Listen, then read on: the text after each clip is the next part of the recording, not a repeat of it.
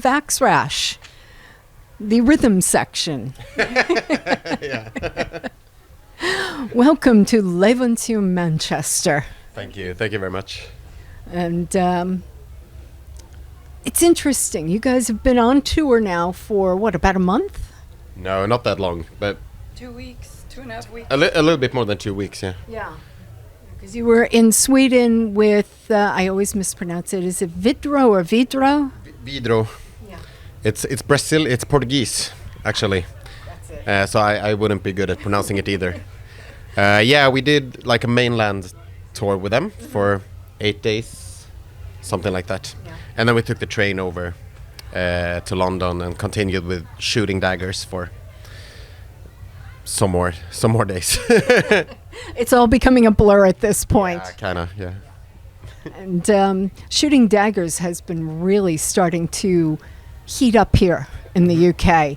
Have you been finding a lot of people have been coming for both of you or just for RASH?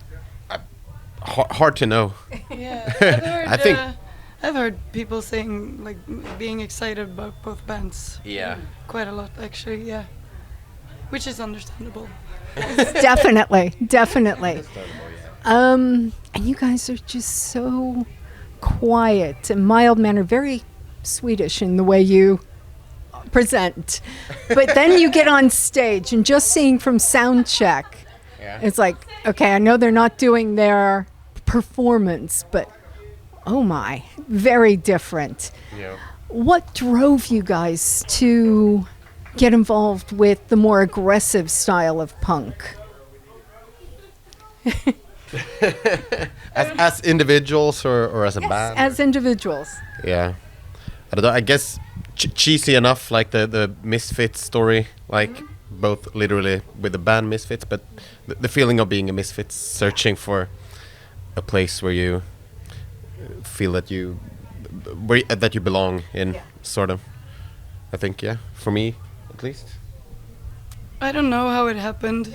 I remember listening to some like classic punk as a maybe 12-year-old, and then a friend of my family gave me the best compilation from like 80s Swedish 80s hardcore called Varning för Punk, which had a lot of great bands like Anticimex, Mob 47, Moderat Likvidation, and those were the bands that like I was drawn to, and after that I completely relate.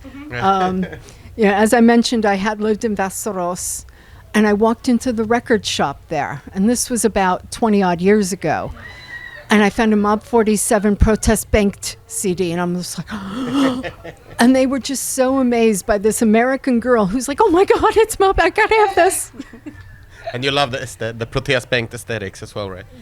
Interesting. The artwork. Well, I used to know Gigi Allen, so... One thing I've found really interesting about you guys is that you have everything out on Bandcamp. You've released some vinyl, which you do charge for, but you don't charge for the digital downloads on Bandcamp. Is there a reason why you don't make people pay just to download your music on Bandcamp? I mean, when it's online, it's not an item that you get in your hands. That's not worth paying for. It is, especially you guys. The music, I love it. So, well, some people pay anyways, like for the free charge, but I think the vinyls today are like buying records. It's just like treasures, isn't it? Like tokens. So no one, or not no one, but most people don't listen to the music that they buy anyway. So I feel like you can buy the vinyl if you want to support us, and then listen to the digital stuff. But many people listen to their vinyls. yes, They do. they do. Yeah, of course Yeah. they do, but yeah. But So- many don't. Yeah. You're right. Some think that it sounds better on vinyl. And some people just say, oh my gosh, look at this orange 7-inch. I have to have this. And they buy that, but they listen to the digital. Yeah. So. Yeah. Yeah. Yes. And some of you, and I'm not sure who, are in different bands. Are either of you in other bands? Yeah, we're all in different bands. I have a few other bands, all of them together with Eric, who plays guitars. Okay. We're in a band together called Nukis. Nukis, yes. New band. Yes. And in a band called Powerface as well. And then Hilda has another band called Prisao, also Brazilian name, or Portuguese name. And you have a... I had a band named Hag, where I sang, but we split up quite recently. So, yeah. So right now, X-Rush is like my main focus. Yeah. Do you think you're going to start another or join another? Probably. Yeah. It tends to happen every now and then. So, yeah. And we live in different cities as well. So it would be kind of nice to have a band where I live as well. So. Yes, that's what I was just going to ask, because I think half of you are in Uppsala and half in Stockholm. No, actually, three of us are in Stockholm, and Agnes is in Malmö. She lived in Uppsala before. Yeah, okay, so you're in Malmö. And how do you find the scene in Malmö? I already knew many people when I moved there. It's like the Swedish punk scene is everyone knows everyone, so yeah. Much like the one here. As you probably have noticed, all of us know each other, and we're all saying hello and hi, and waving and jumping, and that's nice. Yeah. It is. Family thing, almost. Yeah. Exactly. And it's good to hear the Swedish scene is quite similar. Yeah. Because it's not as common, I don't think, in Sweden, or maybe I'm mistaken. I don't remember seeing a lot of, I don't want to use the term alternative people, but you know what I mean? Like people who would go out and you could walk down the street and see them and say, yeah, they're a punk, or they're a metalhead, or they're this or that. I guess that depends on where you are a bit. Yeah. Like in Malmö, for example, I'd say there's a lot of alternative people, and some parts of Stockholm as well. Like south of Stockholm where I live, it's loads of punks and... Yeah. But Sweden's a small country, population-wise. I mean, we're as many as like London. Yes, exactly. So everyone knows each other, goes for pretty much the whole of Sweden. You know, every active like DIY punk in Sweden, sort of. Yeah. Or at least you know about them. Yeah. You know their names. Yeah. You've heard of them, you've heard their stories, but you just haven't met them yet. Kinda, yeah. What's your biggest challenge as a band? I guess the fact that we live in different cities, we never rehearse, so you have to really. We never meet just to play. We play, we rehearse when we have to for recording or for a tour, and barely then. So if we are to do something, you really need to find the motivation for it somewhere else. It never just appears like we play it together and a song starts to form.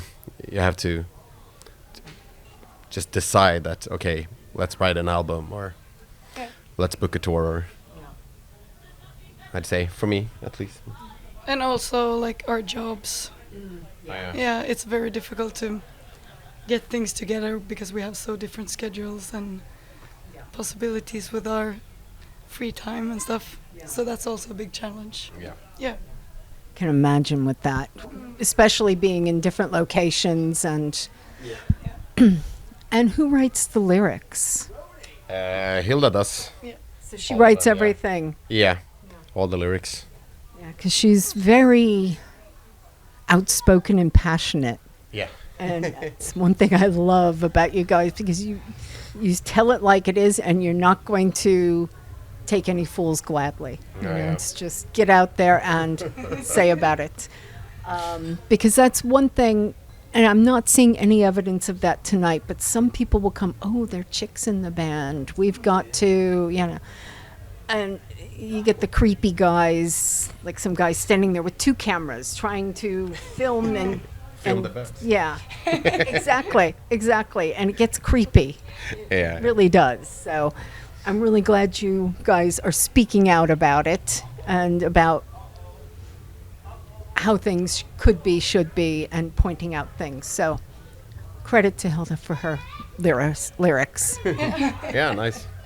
You've just released a 7-inch. Well, this year you've released a 7-inch. Yeah, feels like ages ago because it took a while to get it out. We released a split 7-inch afterwards, which we also recorded like directly after our own 7-inch. So that was also a while ago. Yeah, I have no idea. Try to write some new songs, maybe. Yeah. I think since we just quite recently got the new records out.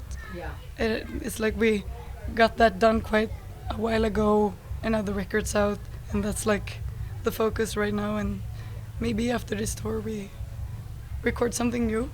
Yeah.